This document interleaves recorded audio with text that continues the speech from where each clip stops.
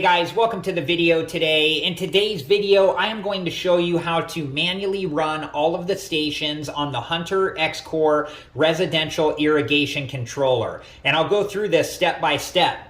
But before we begin, I wanted to let you know that I do have other videos on the Hunter X-Core residential irrigation controller and on sprinkler systems, and I'll link those videos in a playlist at the end of this video. And if you're interested and have time, please check that playlist out.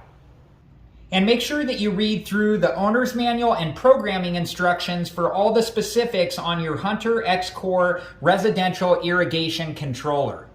Okay, so the first thing that we need to do is to press and hold the right arrow button for a couple of seconds, and then it will start on Station 1 and Program A, and you only have a short amount of time to make any adjustments that need to be made before the stations start to run.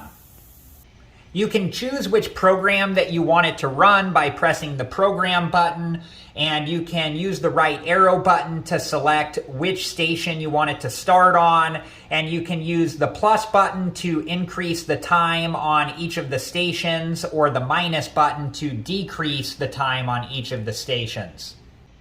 You only have a very short amount of time to make these adjustments before the program starts.